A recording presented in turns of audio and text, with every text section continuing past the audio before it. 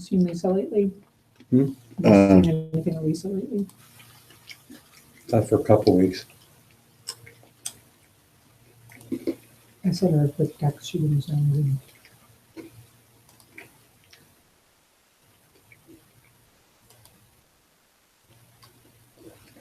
Seemed to do her good to have a gathering over there a couple weeks ago. It was good. We can go back. Yeah. All she's got to do is say, She didn't look like she wasn't feeling that great, but I could tell she was glad. There was Yeah. energy and aliveness in her space. Yep. And she acknowledged that. yeah. I don't know. We do kind of like each other, don't we? Like just people. Mhm. So we get sick of each other and then it's like, "Get out of the face." But in general, we kind of perk up for each other. Mhm.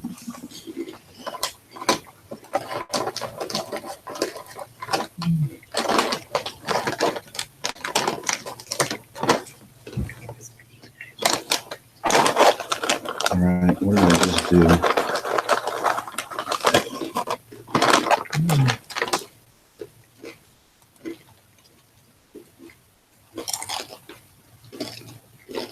Let's see, what did I just do? All right, that's Just crunching.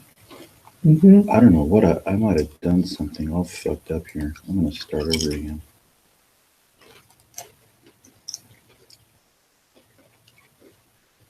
No.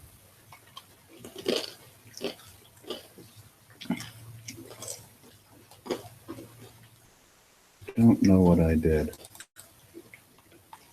I did something weird.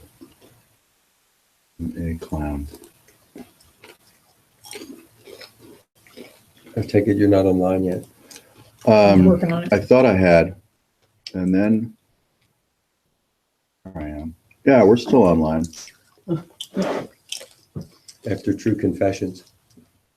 Mm. The crunching is We're definitely. still online there. And we're still online here. Okay, yeah.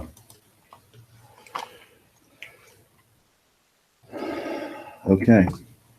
Okay.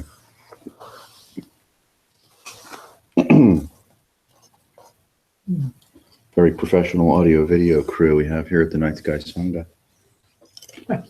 Just like Byron Katie, right? We need to start enrolling people. Get some No. talent here. What's the last thing you want to do? You've got the engineering consultant, you've got the customer service consultant, you've got the fix anything consultant. You want to keep it somewhat amateurish and despicable. Oh yeah, more fun that way. Otherwise, you know.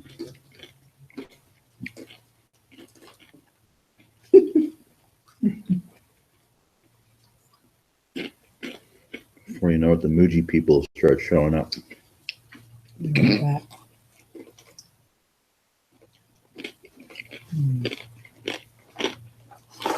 It's always good to start off a spiritual talk with the sound of some crunching. I remember being on the other end at some point watching the video, and it's like, oh man, I gotta have So ice loud. cream, I gotta have chips. Like, no, I had to go.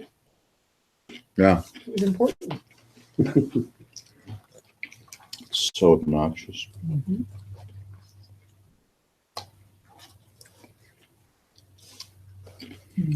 God loves dogs.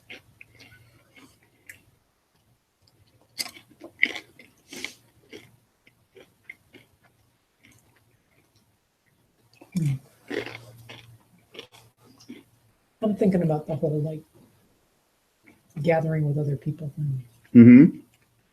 Like why this is kind of irresistible.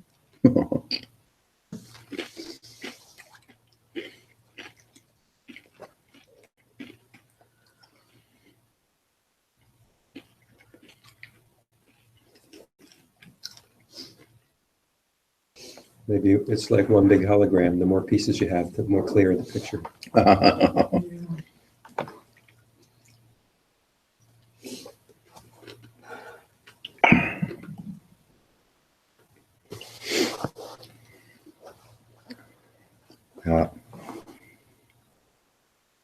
times on Tuesdays, it's like, no, Jeff, no, don't schedule something up in Doylestown. Do a Zoom meeting because I can't bear to go up there, and I know I will if you do.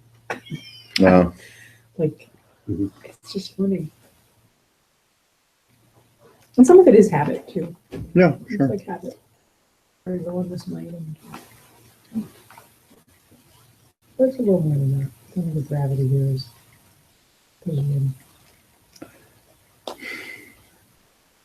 More interesting.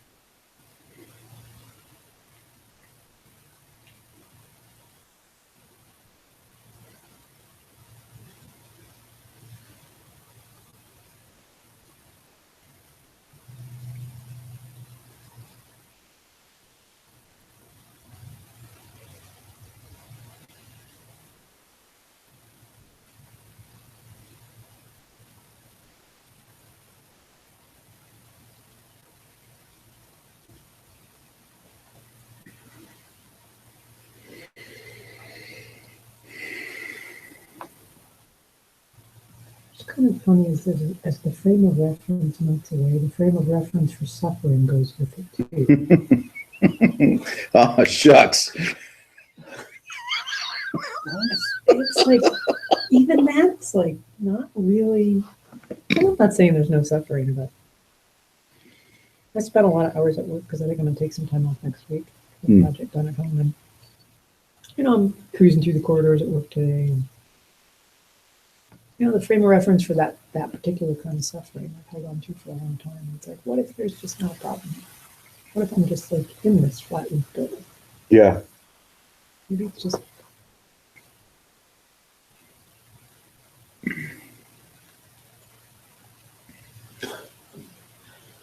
Yeah.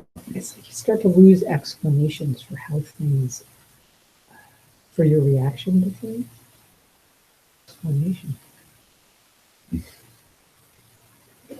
Yeah, there's either 1,000 explanations or none at all, and those are pretty much the same.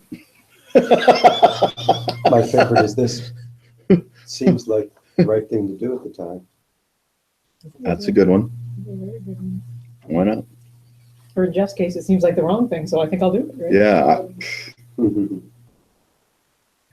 Depends on how committed you are to self-sabotage, right?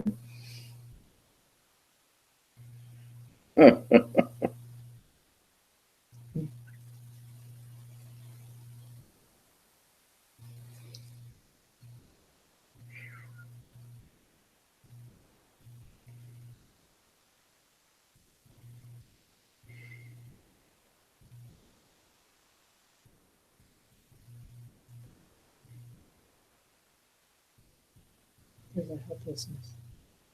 It's kind of a sense of helplessness that goes with it. Yes. Mm-hmm.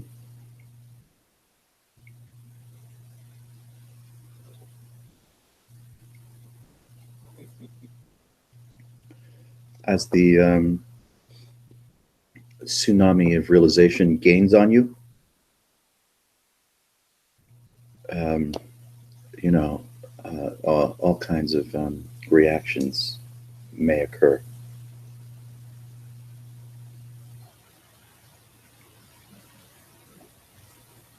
Helplessness is certainly a good one.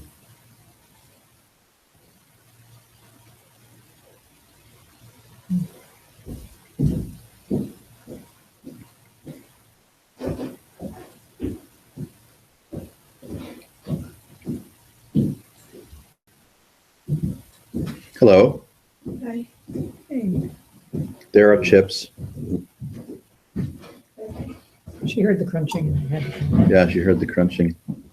Hello, good evening. Sorry we didn't put out a chair for you. If you'd like one, they're in that second closet.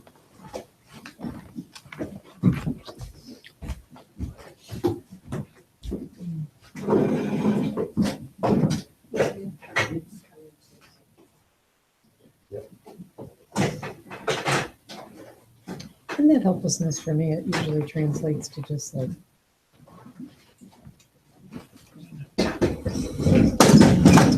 It's like be gentle on myself, on people around me. Sure, yeah.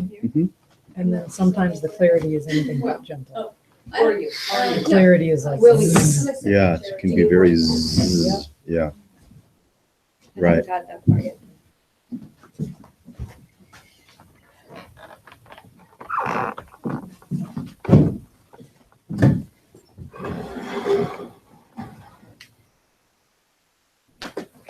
So the theme this evening is, wouldn't it be nice to have a theme? Because we don't know what the hell is Somebody put going out the on. fire. with that. You got your fire hat on? Good. Remove that or tilt it that way a little maybe. Sure, I think so.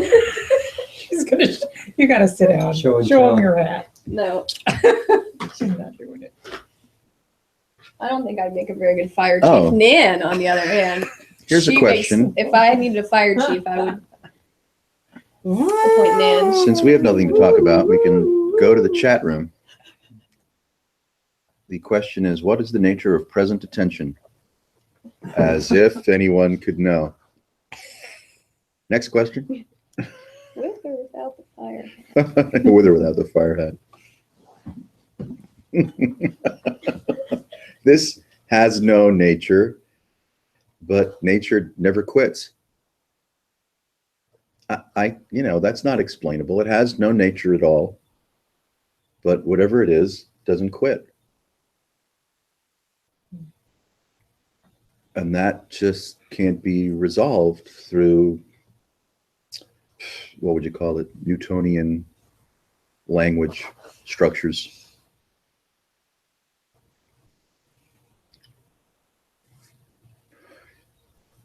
You could say its nature is whatever it appears to be for you right about when you're asking the question.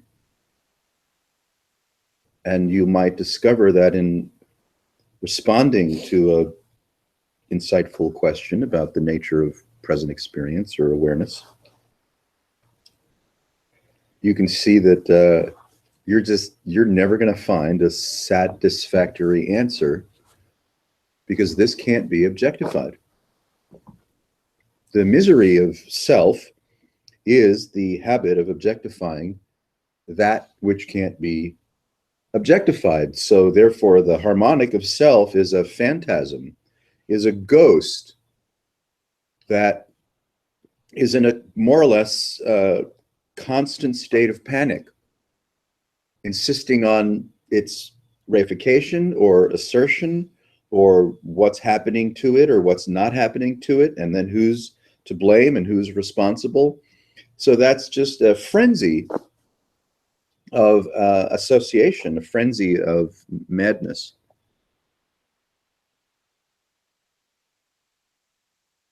And we really don't know what to do with ourselves, which is not so bad, when that madness starts to subside of its own nature.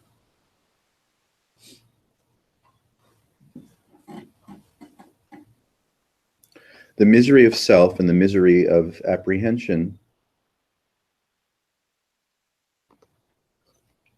occurs or appears quite independently and suggests a hypnotic sense of continuity, genesis, and implication,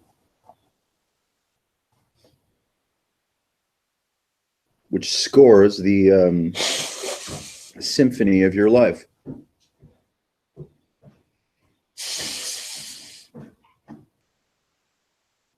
Hello? And if that habit call it, of mind, habit of life, habit of consciousness. I don't, we don't know who or what to blame. who or what is to blame for my condition? Well, nothing and no one. And yet the apparition of a condition persists in the midst of this which cannot be objectified. For the human being, that can create, does often create, well, the shithouse of, shame and codependence.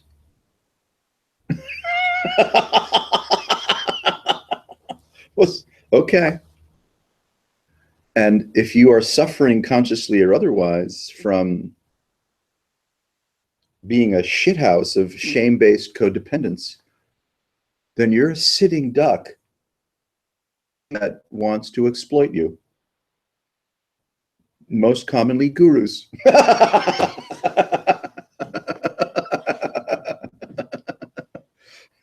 Like constant paparazzi in your head, and so you're constantly exploiting yourself. So obviously, Yeah. you're going to go elsewhere with that.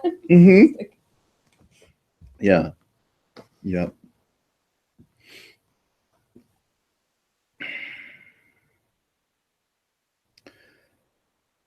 It wouldn't be dismissive, I don't think, to say that the nature of present attention has no nature. That's maybe the beauty of it. Maybe that's the realization, but it has no nature.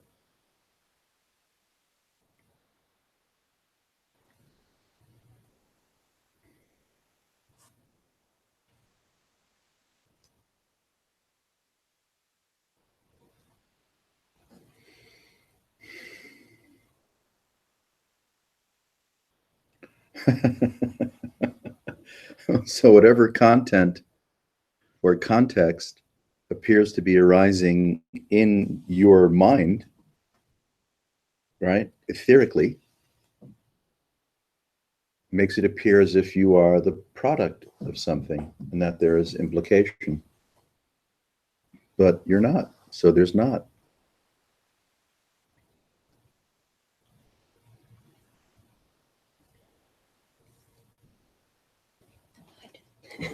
Huh? I said, thank God. Thank God. I know. Yeah, it's like, whew, boy, that was close. I really thought I had to be something there for a while, and it wasn't working. And I thought maybe I was something wrong with me or my background, or I had to up the therapy, up the drugs, up the yoga, up the amelioration, Yes. up the ass. Exactly. Whatever you, yeah. And when it Whatever finally floats your boat. occurred to me that this wasn't about me, I started to breathe more easily.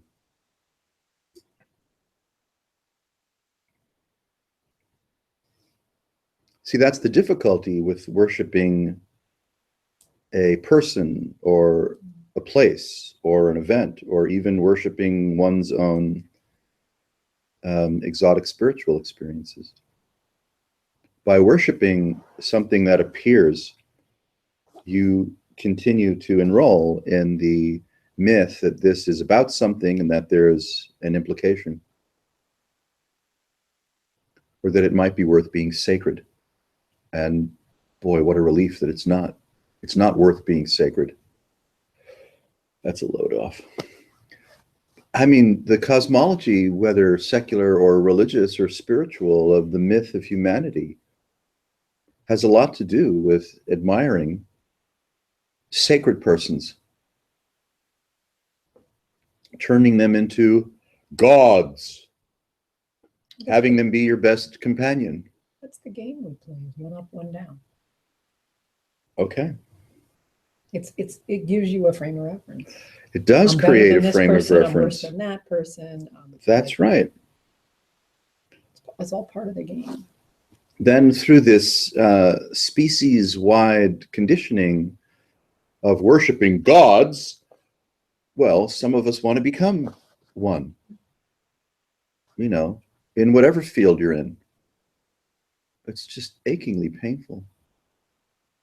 That is the, you could say the predictable outcome of an unconscious or semi-conscious insistence that this is about something and that there is implication for the likes of me.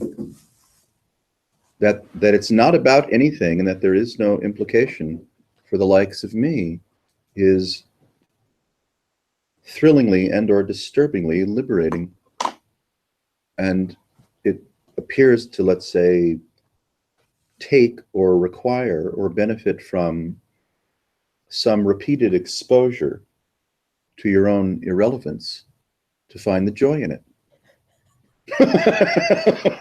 Because you might not see how much fun in the irrelevance. a lot of rubbing your face in the shit of your own irrelevance.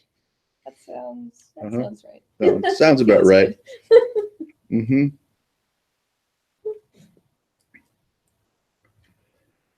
The common error of the shame-based codependent is to find some kind of sentimental or emotional satisfaction through, a sacred reparenting exercise with a god, if you can find a local god. And you're like, I'm really, really sorry, but that's just not going to get you anywhere. You'll never be satisfied. Because shame-based codependency cannot be healed.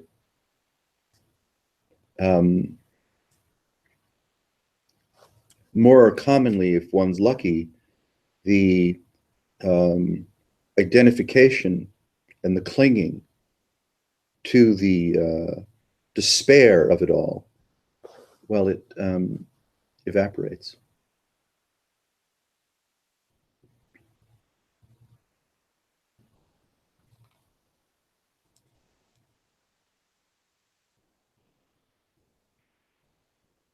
Maybe that contributes to what's sometimes referred in New Age circles as emotional intelligence, right?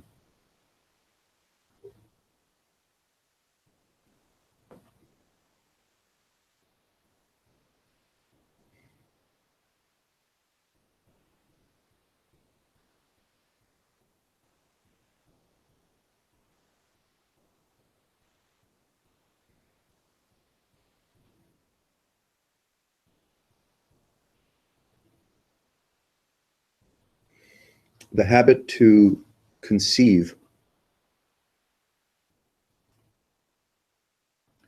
which is the habit of creating imaginary coordinates, as in space-time, emotion, accountability, sentiment, sensation, future, past, anecdote, metaphor, right? Whatever is pouring into associative consciousness are coordinates. The coordinates of what? Well, they're apparitional in their entirety. But the projection of so-called self through the impersonal and involuntary stream of coordinates, you could say, creates the conviction of self, or the continuity of self, where there is none, neither conviction nor continuity.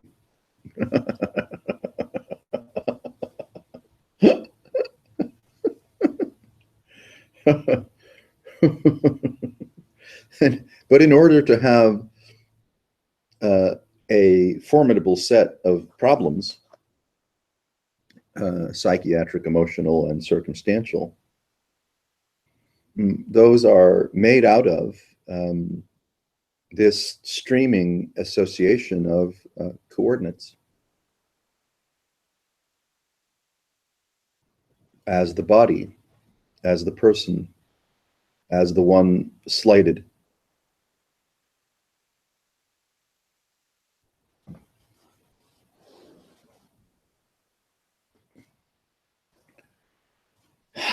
And really, you know, we're not trying to work anything out for the person. The person is a shitbag of shame-based codependence.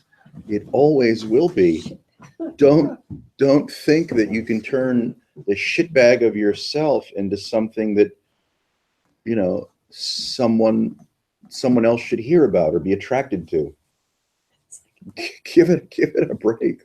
That guy in that video was just saying like random words, like how like to describe this, and they were all really great, you know. Yeah, And I right. was like, yeah, shitbag, douchebag, like they're all the same. You're They're saying pretty much all the words. same, I yeah. was just saying like the opposite. It was like, ah. Mhm. Was the first link broken? No, just didn't work for me. I don't know. You didn't miss much. So it's- Work. I thought maybe you just resent it, but that was two different things. Yeah. I was hoping to find solace. Couldn't find any. Oh well. I gave it my best shot. And Muji has 115,000 YouTube subscribers. That's a pretty big channel. That's no slouch. Yeah. Right. Yeah. It's because he's reminiscent of, I'm not going to get the actor's name right, the guy that plays God a lot, the African American guy that plays Oh, his God a lot. voice, yeah, James Earl Jones. No, he doesn't play God. He Wait, plays oh, I think it's Morgan Darth Freeman. Vader. You said he God. plays Darth Vader. God, Oh, yeah. James Earl Jones. Morgan Freeman. Freeman? It's like the same thing anyway. Muji and Morgan Freeman. You've never seen them in the same room at the same time. It could be like Superman and Clark Kent. Yeah, deep Yeah, voice, they just whatever. do his makeup really well. Yeah. Hollywood man, they can do that stuff. Right.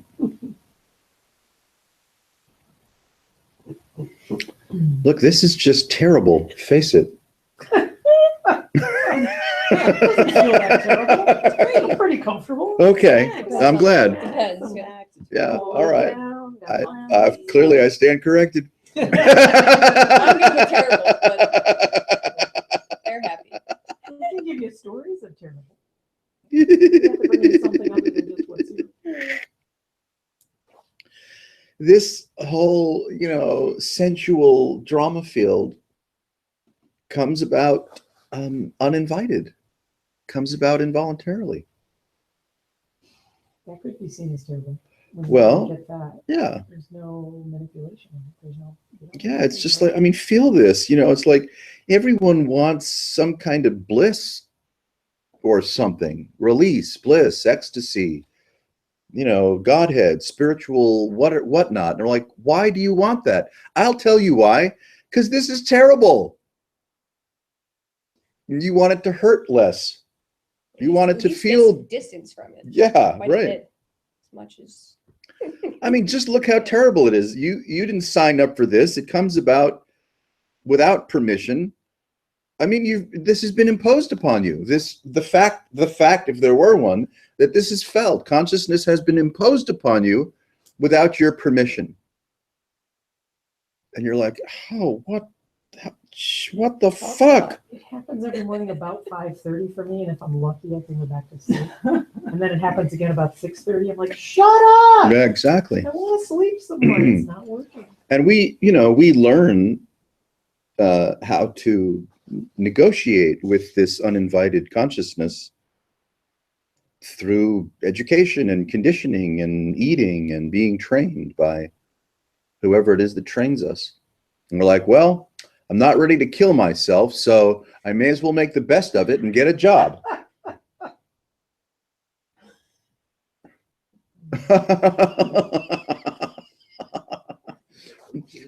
You see, the common pursuit of, let's say, seeker consciousness is to make this feel right, make it feel better, understand it, dwell in an enviable spiritual condition, have nirvikalpa samadhi on tap. I mean, whatever the metaphor is, you know, be in Christ consciousness. What does the Course in Miracles say? I don't know. They probably say something like, you know, this can work out for you if you would study the Course. Like, no, this isn't going to work out for you. Why would you want it to? But that same motivation to make this shame-based shitstorm of codependence work out for you creates the motive to turn this into sacred as a to be contrary somehow to what you consciously or unconsciously imagine it to be. So yeah, so Jesus and Muhammad and whomever, on and on and on and on. Dwal Cool. Batman. Batman. That's a good one. Yeah. Rumi and his friends. Oh yeah. Yeah, you're like, okay, just leave it alone.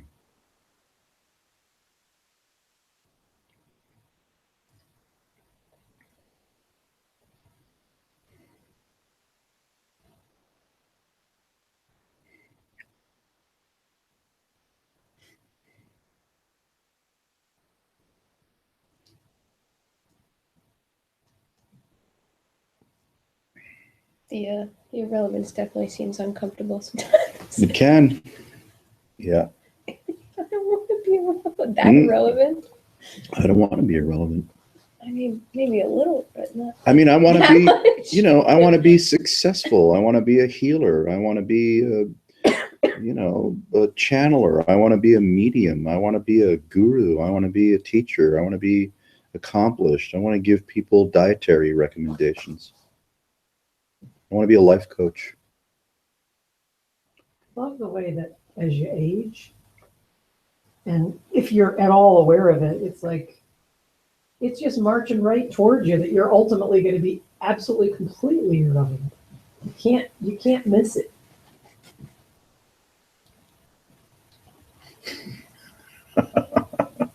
They can compost you now, and that's actually Really? relevant. So They can compost you.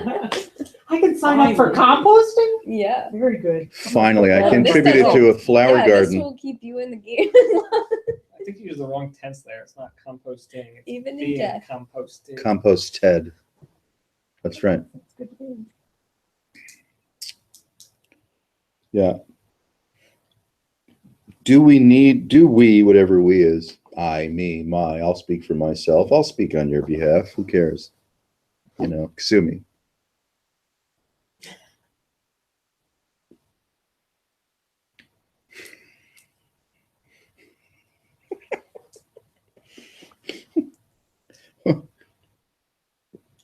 What the hell is what is the engine of being relevant? Suffering, in a word. Okay, being noticed, being valued, being valuable. Working your way up the ladder, whatever ladder it might be that you're hoping to work your way up. Seems to help keep things in context. Really, it's kind of just like the current framework we're working with in some manner, and then it just helps that you feel more comfortable in some kind of a context. Yeah.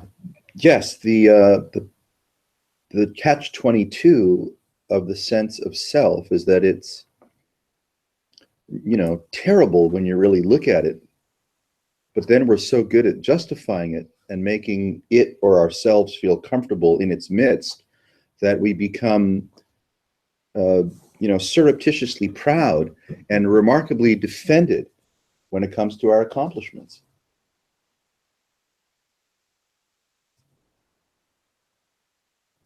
Yeah.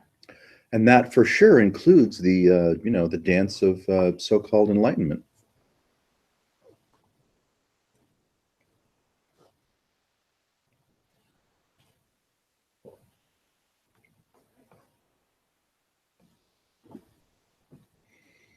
What might it feel like if the habit of becoming, the habit of relevance, the habit of content, context, were to disappear? What does this feel like? If there's really nothing left of you,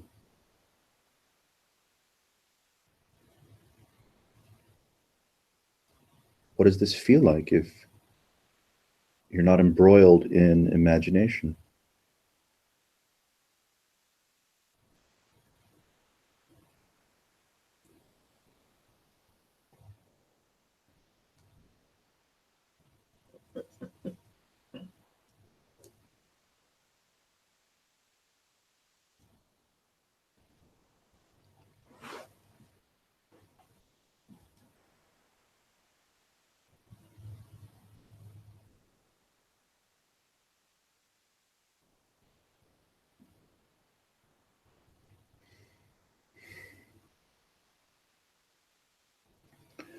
Might be nice to come into contact, or so-called conscious contact, whatever that is, with the, can we say, the root of what's referred to as present experience, without interpreting it, without justification, or, oh wait, Or any birds interrupting you.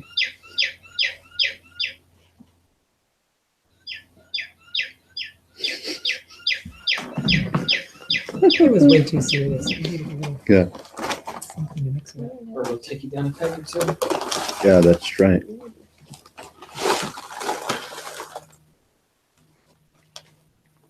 Getting a little happy with yourself? Here comes the cuckoo bird.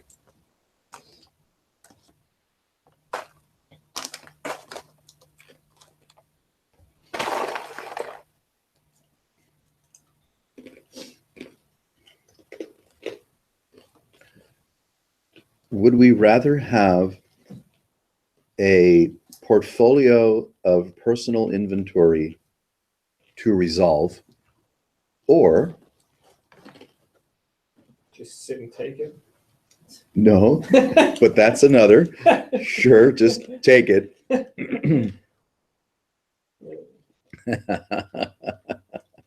No, Or nothing to find, nothing to resolve. Am I more comfortable as a creature with issues? who's being abused constantly. Okay. Yeah. Well, that's what like taking it sounds like to me in some, you know what I mean? It's just like you're just being fucking just dashed around. Yes.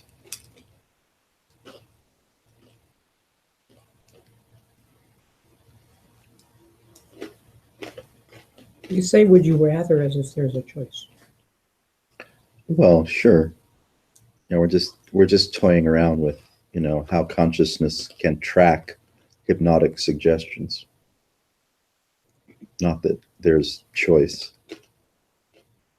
But it's not that important really to emphasize, you know, choice or no choice.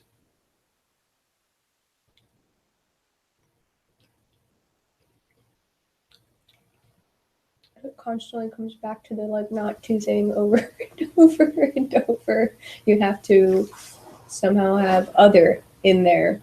Yeah. In order to start interact, like making up all these bizarre dramas. Yes.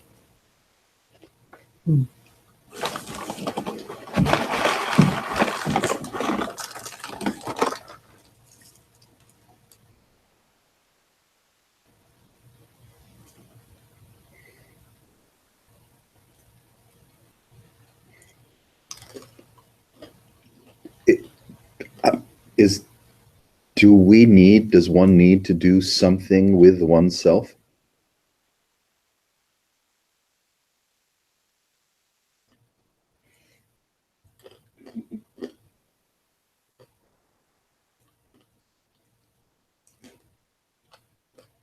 Do we need to get it right, to get this right, to get me, myself, and I right? To set myself up for a better shot at happiness, joy, bliss, relevance, liberation, spiritual experience?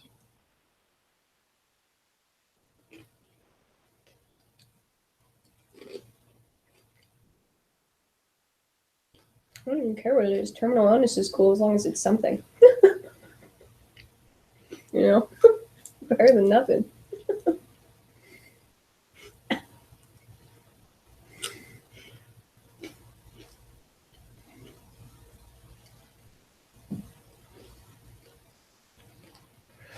What we call mind, which is just an inaccurate shorthand,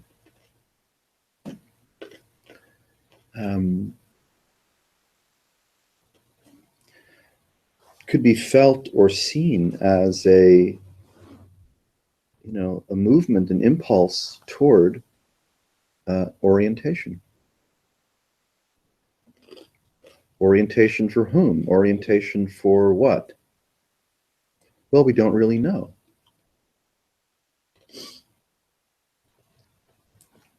Not knowing what this is obscured by presuming to know what this is.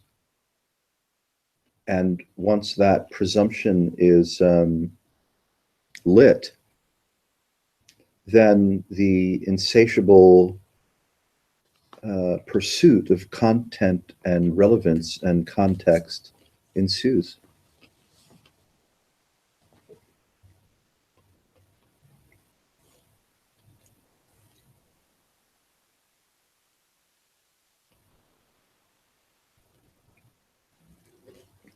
And that, one could say, is a form of madness.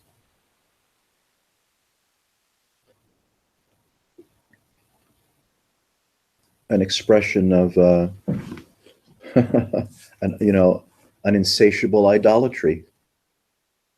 And who's the idol? You.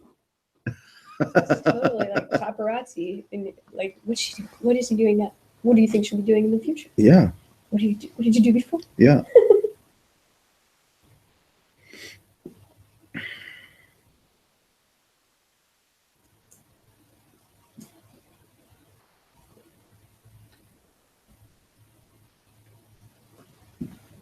And we stitch together this body of myth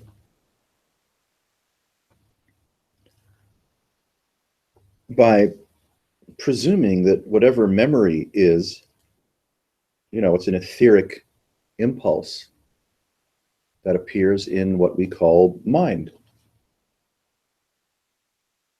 And we presume that this etheric impulse that appears in what we refer to as mind is telling us the truth.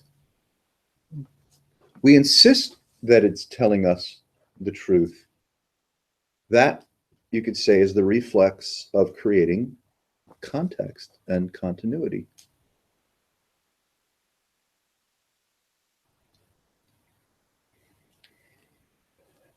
Which for the idiot primate just becomes a morass of pride and disappointment and insufficiency.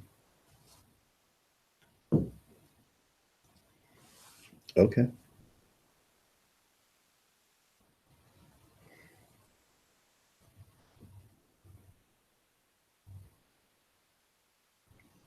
It's not just pride of self, it's pride of scripture, pride of belief, pride of superstition, pride of my naive willingness to turn something or someone into a god.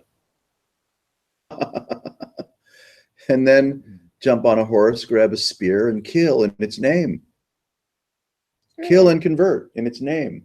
Pride of knowledge, kind of at the base of, because just you're like, no, I know something. Yeah. I don't care what it is, but Yes. I know something, and you can't take it away from me. The pride of conceiving.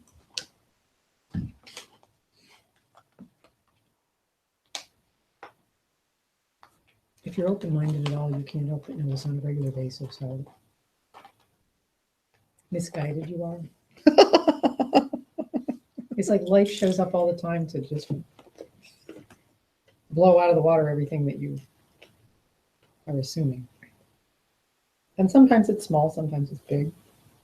Kind of subtle, not so subtle, but it's always there. It's kind of like this laughs at you regularly. You thought you knew, not. Yeah, there's plenty of evidence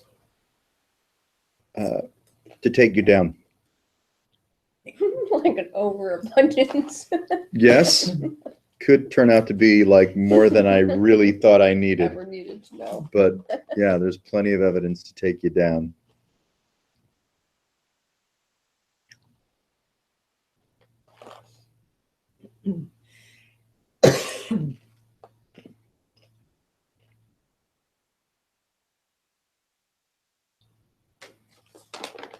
I mean, maybe whatever this is and the way that it's felt is the product of birth.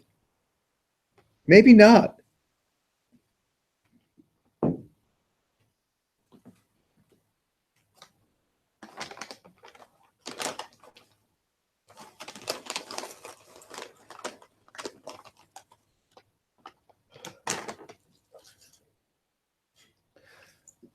One could say, is there a quality of intelligence, a quality of sensitivity or revelation that notices that whatever this is and the way that it's felt is not insistent that it's the product of your birth.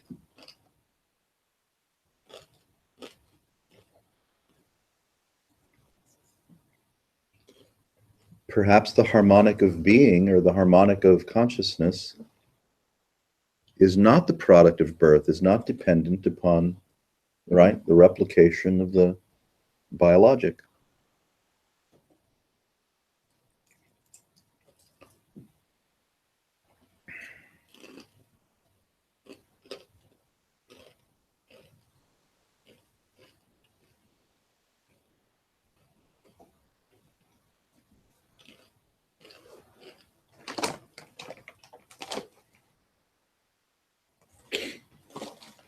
Perhaps it can be seen or felt in some curious way that present experience is not bound by what we might refer to as time, whether psychiatric time or biological time or geologic time.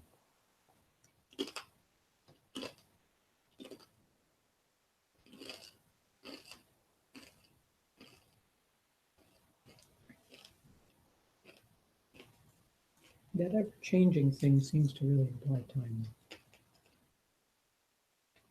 Looking at spring and remembering what winter was like. And Yeah. Well, this is a great example. So see what happens when, let's say, an etheric, right, impulse arises in what we call memory, like the memory of a week ago, 5 minutes ago, the winter, the spring, 20 years ago when I was something or other. So this is a waveform that arises in so-called present experience that's accompanied by a profound hologrammatic body or scent of association.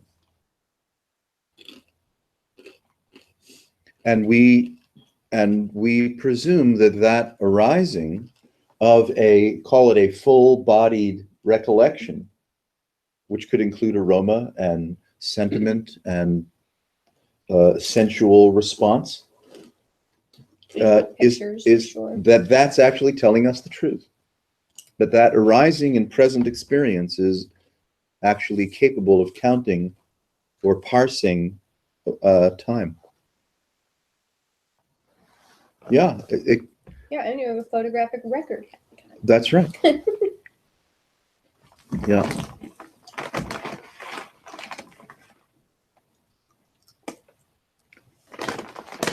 You don't have any proof of anything You could say at all, but as a caveat, maybe you have the evidence of present experience. We could say you don't really even have that.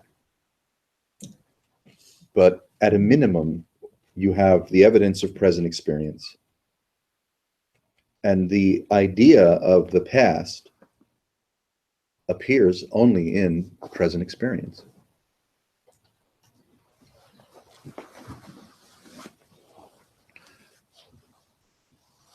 Perhaps because it's so hologrammatically convincing that we're able to say, oh, I existed before now. But you don't really know that. Just because a waveform called memory appears in present experience does not guarantee that you existed prior to so-called now.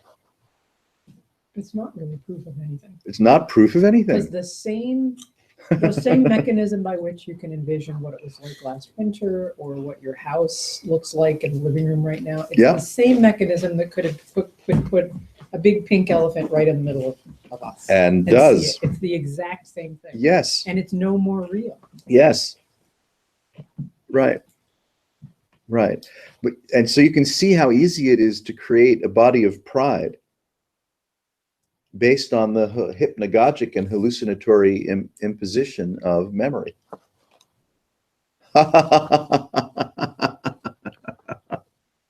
Oh. So at a minimum, or I don't know what to call it, a minimum, a maximum, all you can find is the nature of present experience. And it's not really giving you any evidence about anything at all. So in that strange context, what could be referred to as liberation is liberation from the implication of anything. That which is so-called presently arising, and or how that which is presently arising seduces you into some kind of a condition, an imagination, personal continuity, time, space, relevance, what have you. The liberation could be said to be, I don't know what, the emptiness of affliction? That all of these strange impression fields keep arising in the way that they do, including my so-called reactivity to things I like or dislike, or how I might be, imposed upon or harmed or insulted. But even that is not evidence of anything. Like, is it okay if you really are just an apparitional clown? Is it okay if you're an apparitional clown? And that whatever the fuck this is clearly doing itself, and you have like nothing at all to do with it, even though from moment to moment you could swear you have everything to do with it. You can find other apparitions to come in and blame you or That's give you right. accolades for everything you've done. That's right. You can find other apparitions that will give you. That'll sell you drugs, Yeah. take drugs with you. Some mighty fine apparitions out there. Those are my favorite kind. Really. Wow. So you've got this just incredible, undulating, throbbing, radiant nature of mind and apparition, just spewing impression nonstop in smell-o-vision. And you're like, you should really just be in tears saying, enough already. But, we're taught instead of, weeping to, stiffen up and cope with it. Make the best of it. Get a job. Be useful to somebody. Give back to society. Become president. That backfires. That backfires. Obviously. Has recently backfired. Yeah. Seemed like it would be cool, but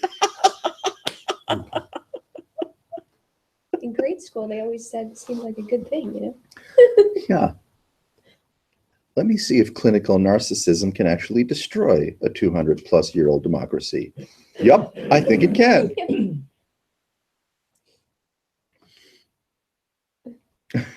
That was built on it, which is funny.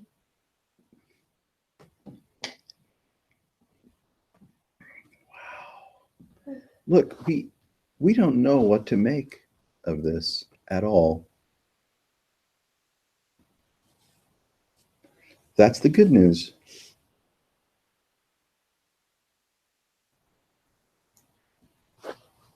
As that encounter or appreciation deepens, as we become more acquainted with it, who knows, something new happens. Something kind of discontinuous and unpredicted might occur when you really don't know what this is, and that's okay with you. And you're not the unwitting product of conceiving or imagination.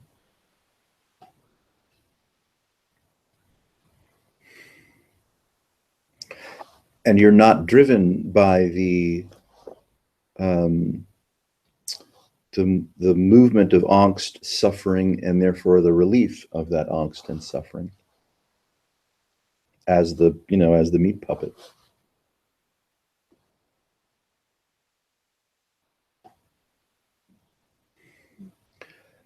One becomes accustomed to discontinuity,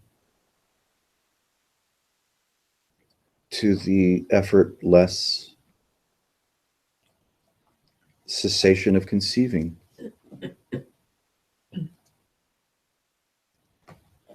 We don't have to turn that into some weird fucking guruism. That's stupid. Or even devotion to something or someone. Come on. Get over it.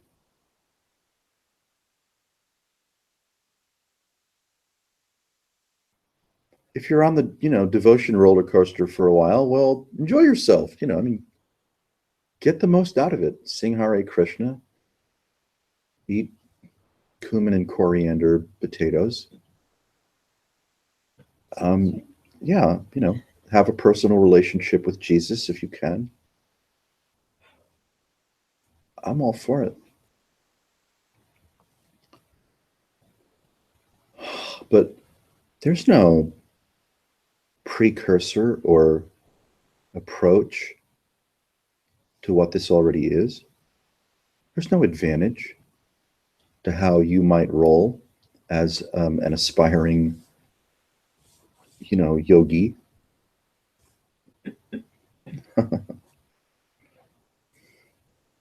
Whether, Nam-myoho Renge Kyo or Vipassana. Or getting stuck, in the myth field of the Vedas. And the superstructure of, Sanskrit-based cosmology.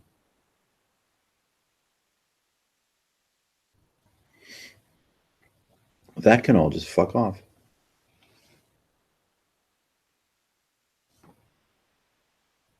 Nobody's in possession of the truth. No one's cosmology is a reliable barometer of truth. It's just apparitional.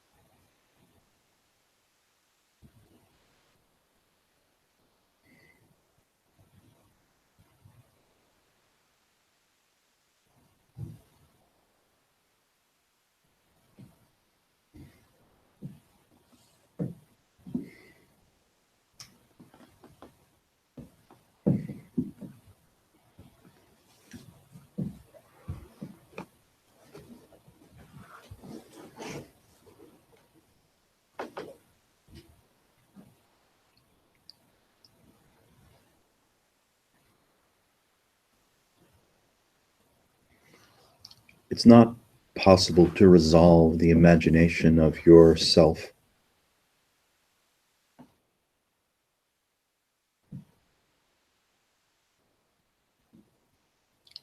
However, the imagination of yourself can dissipate.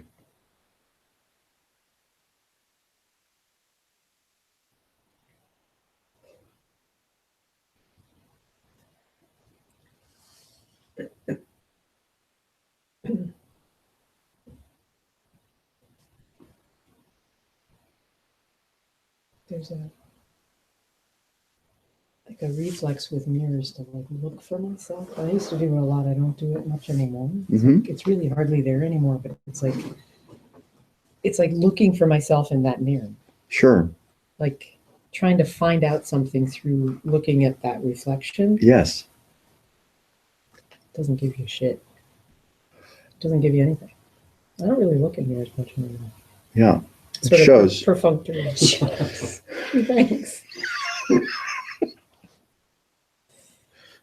I was just talking about myself.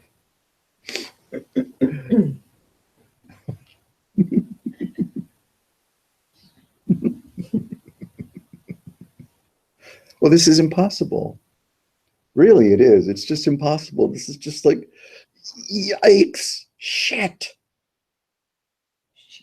And so looking in mirrors is a metaphor, not just for looking in mirrors, but looking, right? To derive, to not just necessarily accumulate, but to get some kind of reflection. It used to be like, am I okay? Okay, I'll look at like, yeah, yeah, good. Got it. Right. It's like that's Yeah, and then long like how gone. are people's responses to you is like another, you know, That's another mirror. Yeah. Like, yeah, is this person everything giving is me? kind of like Yeah. because then you use it to magically evaluate yourself. However, And it's you only do, you it's the fiction of what you're seeing there anyway. know, it's Yeah. the whole thing. Yeah. The curious engine of self is quite mysterious, though we can pretend to be knowledgeable, insightful, or articulate with respect to its genesis. Those are all lies. It's uncanny. And that we process the, call it, arc of a life through the impressions of self is inescapable. It cannot be avoided. Likewise, the turn of the corner, which starts to eat away at the miraculous appearance of self, is also completely involuntary.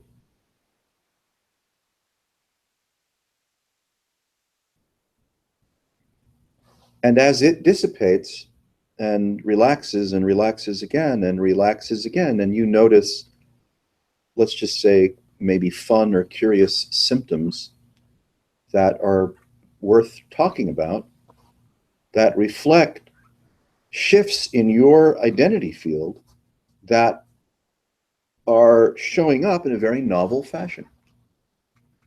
Those are signs and symptoms of the erasure of self, not through any particular effort. Though you might be a gifted yogi or yogini, or you might do, breathing exercises a lot, or whatever it is that you think you do or wish to do, want to do, or compelled to do to improve your spiritual condition. Those are just not causal. They're all symptomatic. Yoga and boga, they're the same. Boga. That's what it's referred to. Well, boga is the pursuit of worldly pleasure. Really? And yoga is the, pursuit of liberation. I go for boga. Should open a restaurant. Go for toga. That's a new word. Toga, Party, you boga, do yoga in a and big yoga. way. Just combine all. I like it. Yeah. We're having a toga boga yoga party. Yeah, sounds great. There's something for everybody. We don't actually know what it is.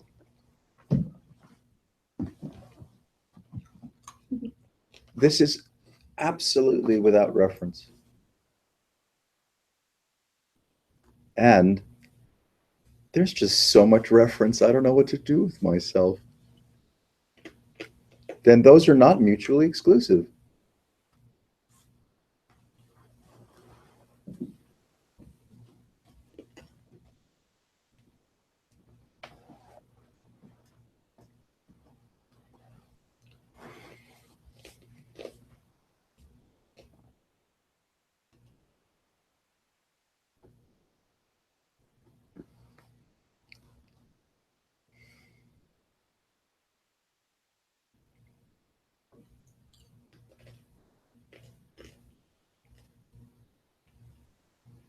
This is cessation and nibbana.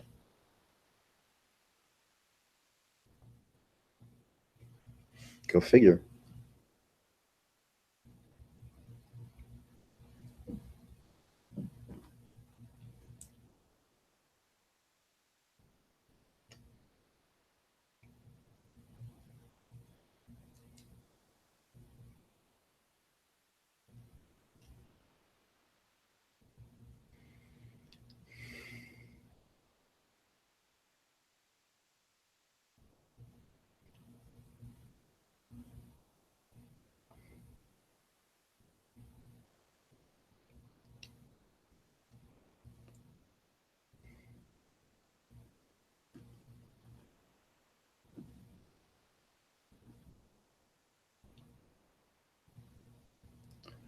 The end of derivation.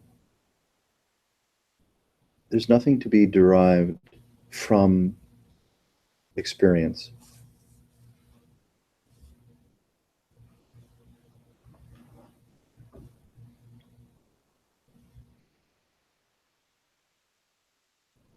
We might mistakenly think that, oh, I have to derive something from this for myself, derive something from myself, for myself.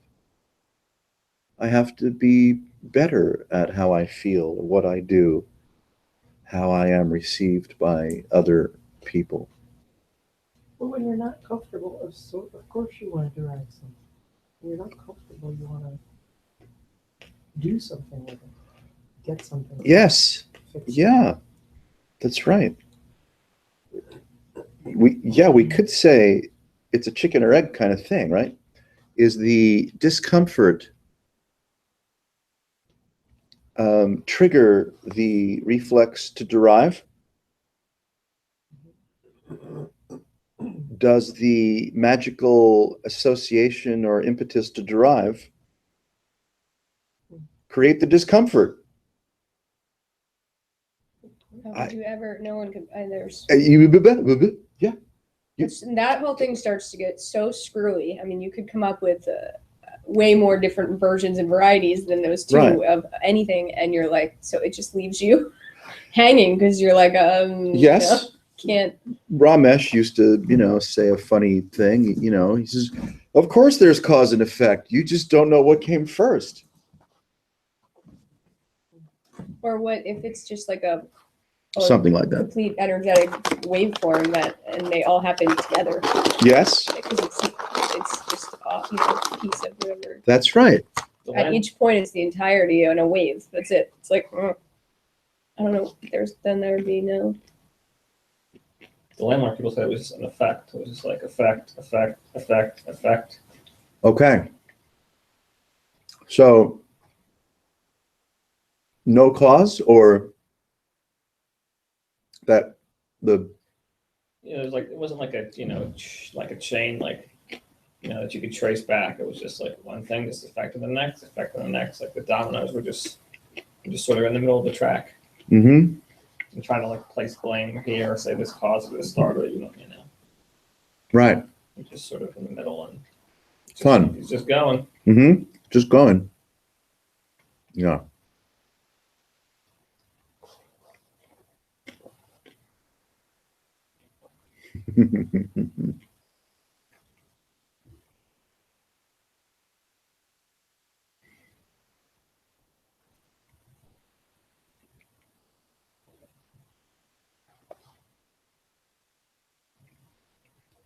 Hard to know.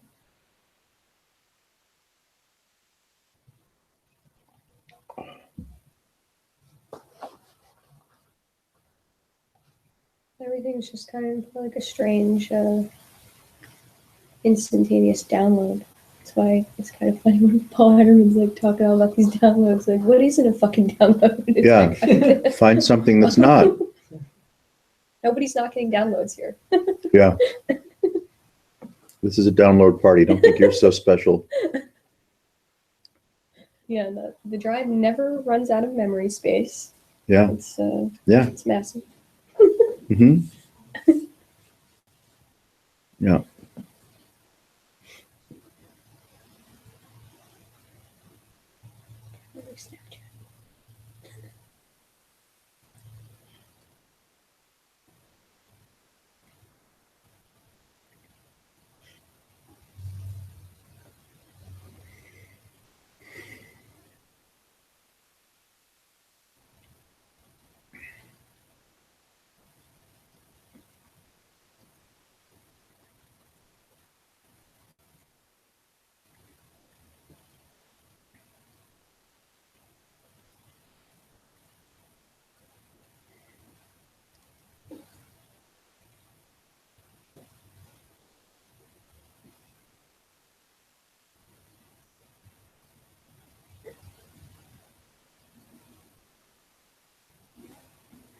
Oh, their like reference to all the effects was like, if you like look at any cause, like say like, oh, my boss was mean to me, and say like, oh, well, what caused that? Oh, well, Right. the boss's wife did this to him. Oh, what caused that? You just like walk it all backwards and say that like, yeah, everything like really is just, you know, an effect of something else.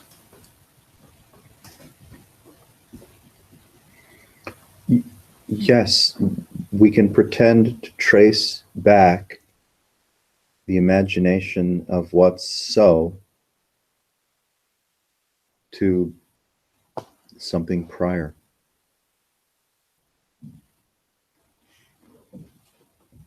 But that can only be done within the apparition field of conceiving, of more or less random association. Yeah, there was just a better solution or way to work with cause and effect. Mm-hmm. Was there a point that they never actually got to the original cause? Oh yeah, that was You could never get back to original. that was one of the points. But it was more like, you know, if your boss is mean to you, maybe don't get all bent out of shape about it. Take it Huh. personally. Yeah. Don't view it like, oh, like your boss caused you. Like, no, it's just like your boss's effect, which is this is effect, which is that. It's sort of like to break the cycle of like bitching. Well, yeah, to break the cycle of shame-based codependence. Yeah. Yeah, It's basically equals bitching. which is equals everything. Bitching seems to be very popular in that milieu. Yeah, definitely. Exercise, people spend more time about that. Exercises, it just said like flat out, if you look at it like cause and effect, you're gonna have problems. So just look at it like effect. Because X, Y, and Z. And just, maybe there was an example, I don't know. Did you watch either of the links he sent today? The dog ate my homework. I didn't know there was homework. Sorry. I don't. I only asked because you had said before, like, oh, you felt like your brain hadn't ever been poisoned with all these ridiculous gurus that. I haven't. I don't think I took the liberty of putting Karen's email address on that loiter list. Oh, good. So then my dog did eat the homework. If you'd like The to be on the that teacher didn't send it list to me. of- Caused me to feel up in class. Right. If you'd like to be on that list, I'll put you on that list, but I didn't want to presume that you wanted to be on that Yeah, list. you want to hang out with us losers. Yeah, it's kind of like losers have nothing See, better to do with so- their time. Just email me if the venue has changed. The next guy's Right, I'm on on the that loser list. list. Yeah, that's right. Yeah. I don't want to come in here and not be able to get inside. Yeah. Right. That only happened like 3 or 4 times. Did it? To you? Yeah. Really? Because I wasn't on that list, and then sometimes you wouldn't change the calendar. Calendar, and then, like, either be canceled or one time you were like on a different restaurant or whatever. And, Yeah, and now I'm on the list. that's Sure, right. here's something interesting to send You asked for it. it along. You can always get off the list if you want. I'm still- Welcome to Losers Anonymous. Hi, are you a loser? You have arrived. You'd like to be on our list. No, I'm a winner. I want to be on your list. All right, then. Winners are welcome too. Extend the joy and happiness. That's right. Have a boga party. Toga Boga Yoga.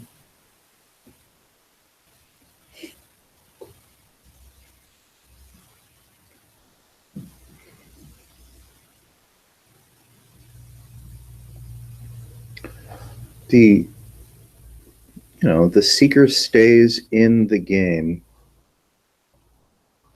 we could say wisely so or involuntarily, because the thirst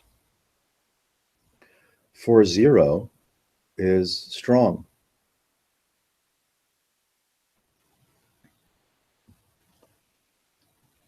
The imagination of the card-carrying seeker is that, an event will occur, a rituality, a whatever will occur that will provide me with solace, nourishment, comfort, or improved coping skills. But that's not what happens.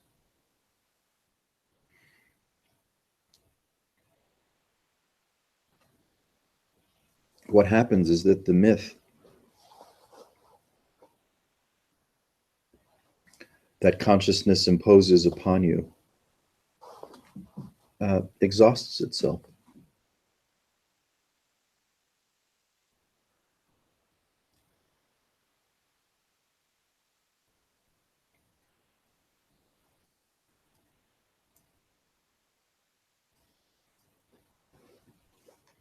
And you can't really be prepared for that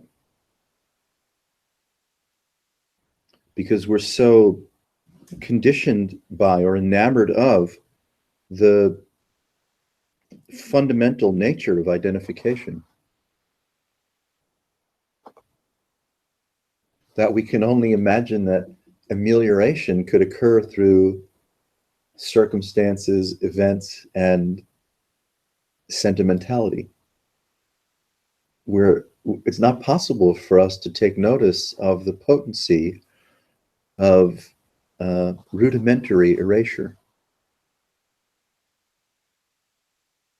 But that's what occurs, is there's erasure of the involuntary reflex to identify as self.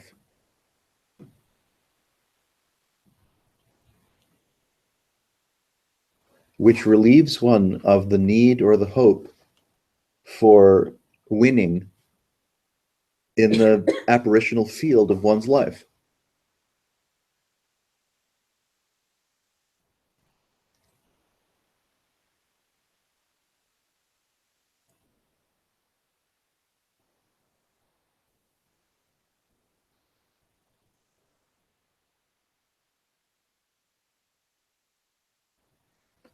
Nobody wants to voluntarily give up the myth of their life for the sake of something as obscure and silly as liberation. No. Why would you do that? Yeah, no. I don't think anybody'd be like, yes. Right.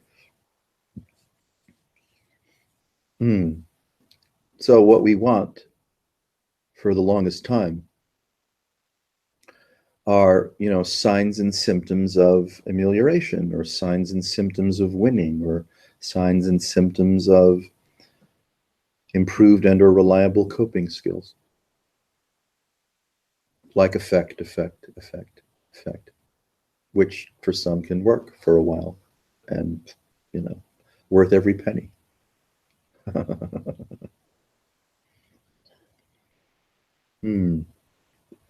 But the erasure of the apparitional imposition of consciousness is hard enough to say, let alone to say, oh yeah, I'm all in. What? Yeah. That quality of intelligence has to sneak up on you.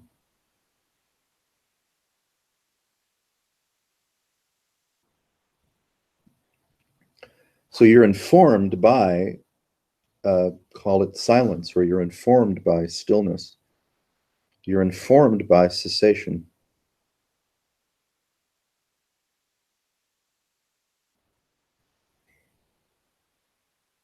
And that's just fucking strange.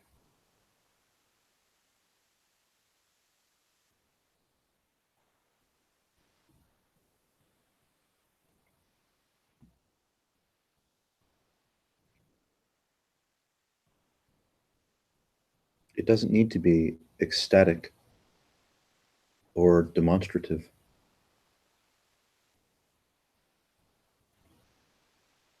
But then how will I verify and tell everyone about it? Yeah, Damn it. I know. It really sucks. I put in all those years of practice so I could get somewhere, and then I realized there was nowhere to get, and I didn't have anything to say about anything. What a disappointment.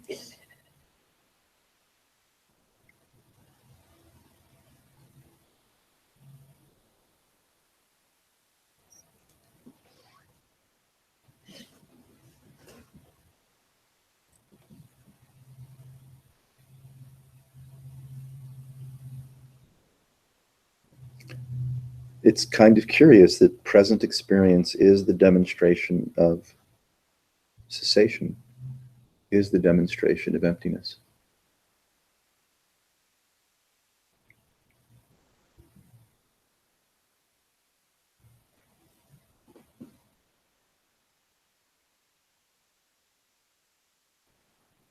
Go figure.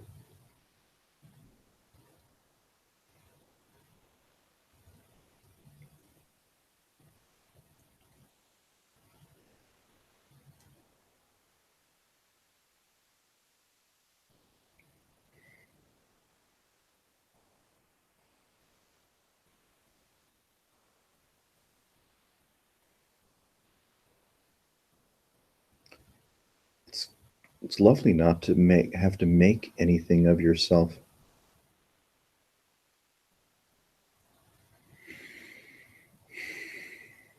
To have a future to fulfill or a past to regret or value or agonize over.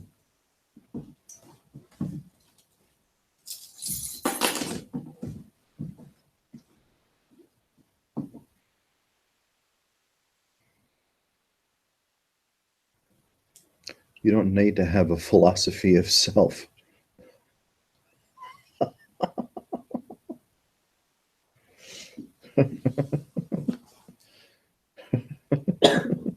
You don't need to have a cosmology about anything.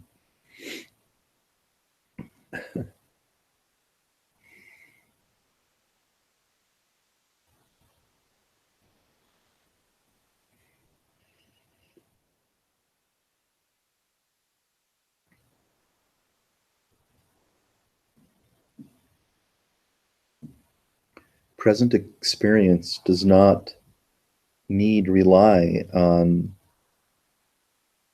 metaphor, association, cosmology, implication, explanation. It really doesn't. So, anyone that has knowledge can, wisely be ignored. This is not dependent. Yourself. Well, most importantly, yourself. most importantly, yourself. Yeah. Right. That's what empowers you to ignore others, is when you've ignored yourself. You have to, otherwise that's what sends you out on the mission, it seems. Yes, You're that's right. doing it to yourself and you're Yeah. taking it on the road. Yeah. You see that your own Circus. nature is just absurdly apparitional and without substance, and you're no longer dependent upon cosmologies and explanations. So there's this vivid emptiness.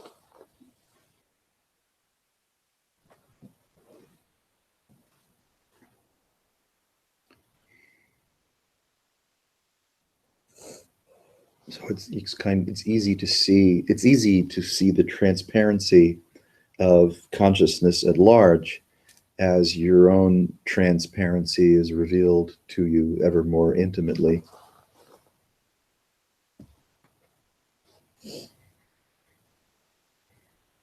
You see that, oh, well, I'm not the product of knowledge. I'm not the product of any kind of causality or implication.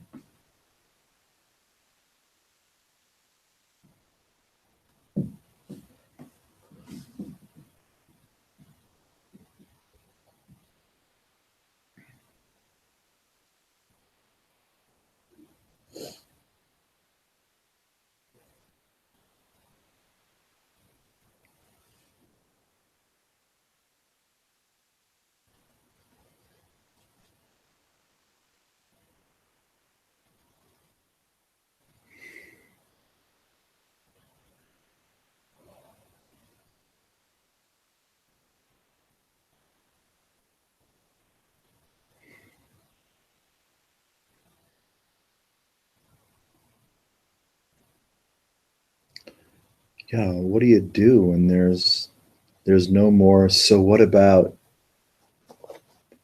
this? So what about that? So what about me? I don't know what to do with myself because there's no more, so what about?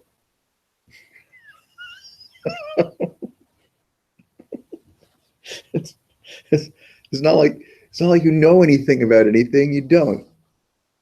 You can't know anything about anything because whatever you pretend to know about something is just going to be an apparitional, involuntary imposition. It's theater. It's ruse. It's satire.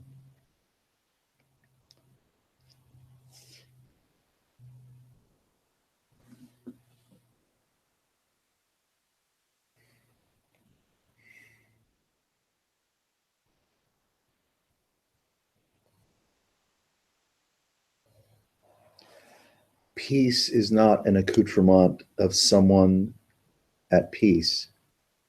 Peace is the erasure of the imagination of someone that could be feeling peace.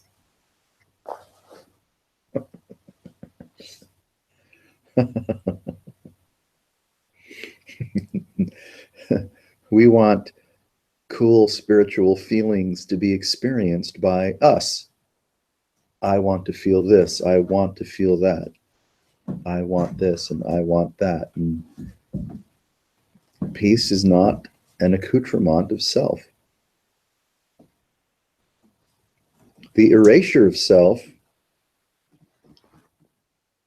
is way different than someone benefiting from feeling peace. Makes for a really bad bedtime story, though. So. Yeah, that's right. Yeah, you'll never put the kids to sleep. Well, it was working pretty good here. Yeah, it's a lullaby.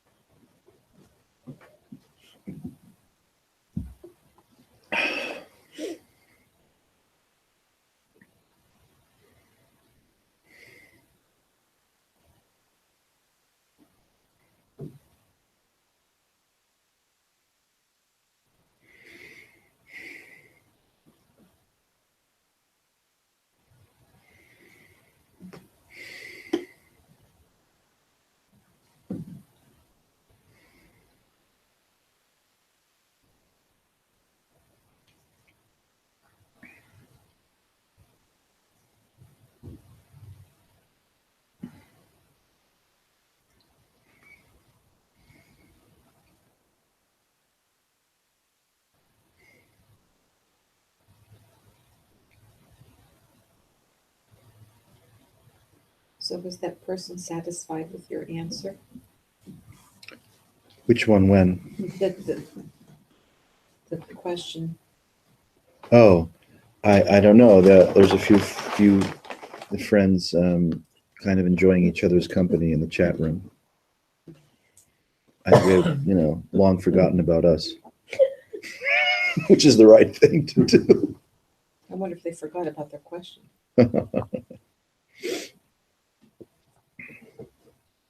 We're like the white noise machine. Yeah, this is white noise.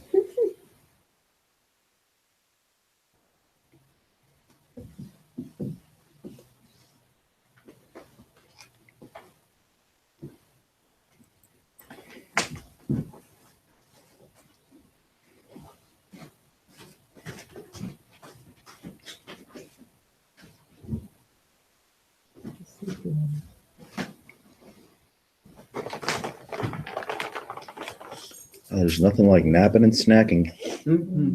Those are good snacks. See you around, Davey. Bye.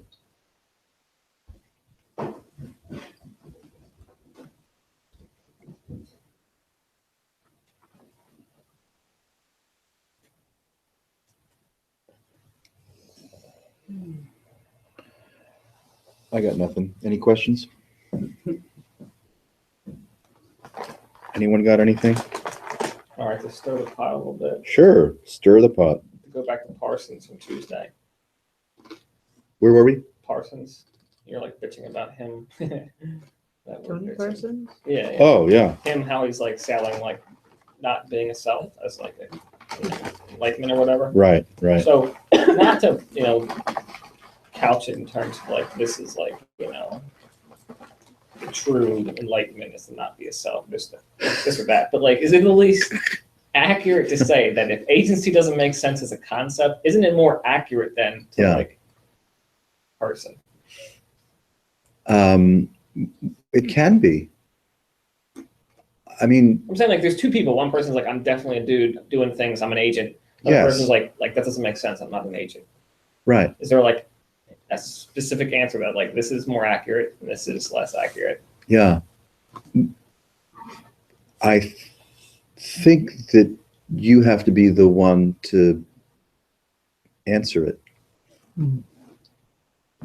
based on whatever relevance it might have for you, either as a burning question or as a casual scientific, right, explanation. Yeah, I don't really think it's specifically like one or the other. Just Yeah, I know. It's so strange. okay. So then, if you were answering that question, how would you answer it for yourself? Oh, I was gonna be like, so do you think Parsons's representation of his experience is more accurate than someone who is questioning him about it? Right. Because this isn't like, oh, is this true? Is this enlightenment? None of that. Just like flat, like Yeah. Seems more like a netty thing you're doing. It's just like, well, it's more like you're not necessarily just a human living in a world, but other than that, the positive side is a little, I just want to know of like accuracy, like if that Accuracy. if there anything Positively going say on. I'm not anything talking about, accurate. I know. That's truth that's or enlightenment. well, I'm trying to, but like, in a get rid of all sense, that and just be like, bam, like just flat accuracy. I no know, meaning behind yeah, it. you want to pull the sacred implications out and Yeah, none of that. have it be more of a secular implication, because accuracy is like a secular Yeah, 'cause it's not implication. saying like, oh, what he has is something you should seek after, or this is a Right. true enlightened experience. No, Right. It's just like, is it Yeah. accurate or not? Is it accurate or not from the point of view Accurate or of, not, yeah. right, like physics Well, from or the point of view of, like, consciousness? from the point of view of like, yeah, like what's accuracy. That's the point of view I'm taking here. I know, yeah, Yeah. yeah, I hear you. Sure. I don't know. So you got nothing. Well, the problem with accuracy, that even though it can sound to be more secular than fantastical thinking, it's its own form of fantastical thinking. Sure, it's still like taking like it's still an abstract concept and like chopping Yes. things up or not. I understand that. Yeah, but, like, right. It's still like seems like there's in the realm of like abstractions, there's like a distinct category. You can, It could be like easily answered. yeah, there's yes or there's no hesitation to be constructively belligerent about the nature of the absence of agency. Like, that's cool. Assert, insist, and encourage or badger others with that revelation. And that would be accurate, Okay, so yeah, okay. right? Good enough. Yeah, there Yeah. you go. Okay. Okay. It just seems like sometimes you're just going into just like some like insane shit, you know. I'm like, Uh-huh. you know, I don't know if I can really follow you there all the time, or at least my experience doesn't. But if that's, I'm good. We're good. Yeah. Okay. Yeah, it's nice to have a, a plateau for a few moments. Right. Well, not even to like claim that as like a necessary resting point. Like, oh, you need to Right. be accurate. No, I'm not. Yeah, it's fine. Yeah. Or just Yeah. I get it. Yeah. Sure. Yeah. Uh-huh. Yeah. But I can see why you would like want to complain about Parsons, because he's like moved well beyond the realm of, you know, simple accuracy, and he's like adding all this shit to it. It's like, Well, I don't know if I'd use the word complain, but maybe. I just like to, stir the pot by yeah, drawing out the, let's say the so-called teaching style of any one of these yeah. characters. Usually seems to lean one or the other. Like, Yeah. you're trying to take the like more mixed Yeah. position. And just and see what the where the deliberate or surreptitious emphasis is being placed on whatever this is or isn't, and then making legitimate claims about oneself as being not self, and then working with a sincere audience, right, in negotiating for fun, shits and giggles, the paradox of conditioned mind trying to apprehend the lightness of unconditioned mind through memes and structures that that insist on creating a bridge of accuracy or understanding. And Parsons then is adroit at just blowing up the bridge, just keeps blowing up the bridge. And for some, that kind of repartee is, well, it's fun, thrilling, and instructive. For others, it might be kind of maddening,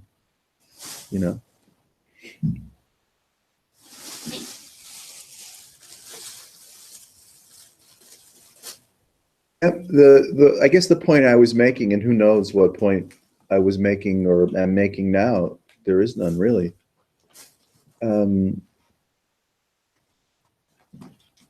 It's whether there's any emphasis placed on some kind of accoutrement or quality, Yeah. right? Okay. Yeah. Yeah.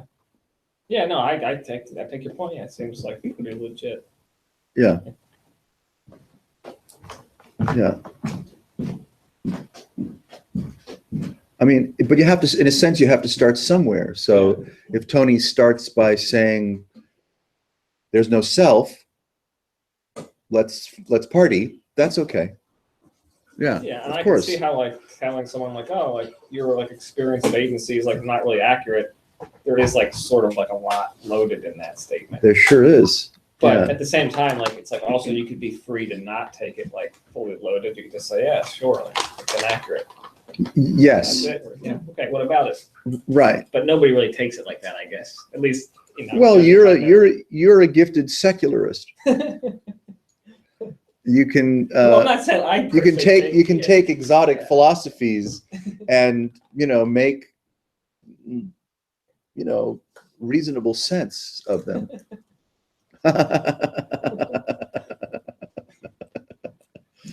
Like a transformer box. Yeah. Right. Yeah. Uh-huh. Yeah, I like to go full robot man with it. Why not? Sure. If there's agency, whatever agency might imply, it could be fun to sense or discover what that sense of agency is made out of. What is the, thank you, what's the evidentiary field that one relies on to come to the unchallenged, right, conclusion of agency?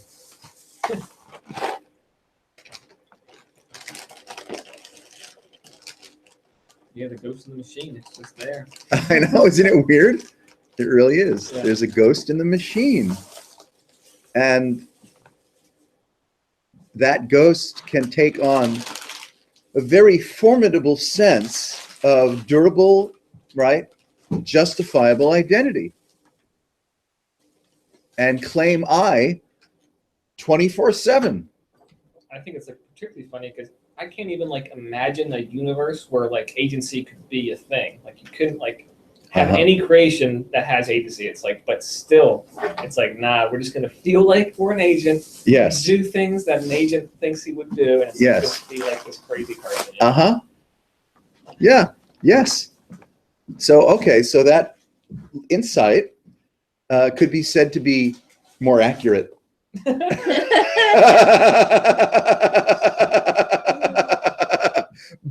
But more accurate becomes, very tenuous. Yeah. That's Rico's accurate? Sure. Yeah. You want to accuse me of being accurate? Bring it. Hasn't done shit for me. See? Then there's that. That's right. Night. See you around. Snacks. I guess it, quells the need to be accurate. Yes, it can. Sure, it can. Right. It's funny. I mean, we understand that the value of being accurate, or for some people, sacred, on the right side of the Vedas, right? Is a marvelous impulse field of self-discovery. Being accurate is, or what? I missed. Yes. Yeah. Huh. Any kind of evaluation or value system that loves accuracy or loves, sacred cosmology.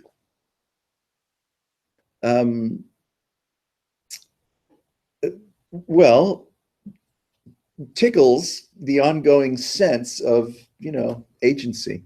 Yeah. I mean, Yeah. it's because it's like, oh, like there's the practical uses, like you drive on the right side of the, Yeah. It's like, oh, well, why are you like, perpetuating your own life? But that's not really even like a claim to be a person. Yeah. That shit just happens. That's right. Whatever. Yeah. Right. Mm-hmm. There are some pretty, good ones though, as far as philosophers go. I've been reading Lacan, and most of what he says is just garbage. But Sure. his points about like subject and object, and he's going in, I guess, building off of what Hegel initially started, but he just takes it to like the, you're the subject, so then like anything that you're finding then is not you. Yes. Like, so he's just sort of like flips the whole thing up on itself, and you end up like in a strange like emptiness. Yes. Depending, I guess depends who the reader is and how serious Sure. you're taking the question. But That's right. Yeah. it was working on me. It works. Yeah, it can work. It really can work you over. Yeah.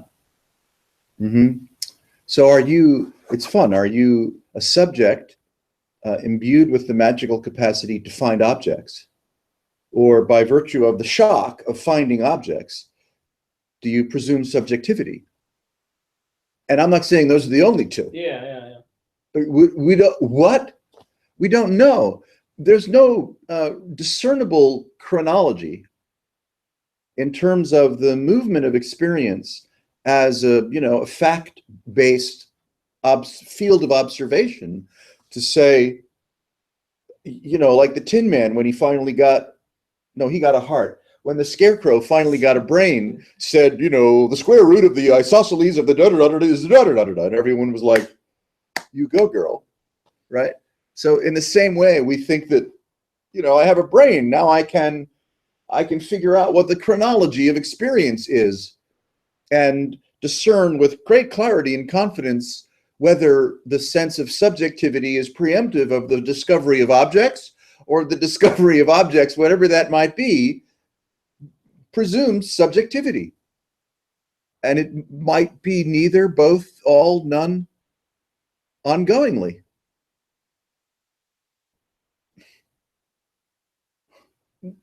The cessation of conceiving. Well, I think Lacan's point was that like your sense of subjectivity just it's another object. Right? Yes, Just Peter likes to make that emphasis too. He doesn't emphasize subjectivity as opposed to so-called objectivity. Anything found is another object. yeah. Yeah. That Right. should be how the second option you gave, which is like how you find objects Mhm. and then you take yourself to be a subject because you already found objects and included yourself in the bit, and then that's Yeah. the way you could take anything to be a subject. That's right. There's another way to, you could say, refer to it as, this is terrible. Yikes. What is this? It is funny, like the way you mentioned it earlier, because it's like, yeah, there's a lot of awesome shit going on. It's like really crazy, but then at the same time, there is like this urge to like do something about this major problem that we have. It's like, Uh-huh. Yeah. Yeah, that's right.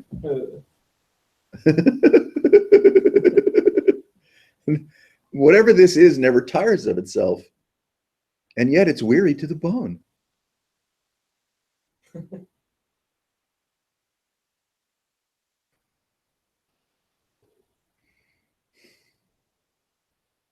Yeah.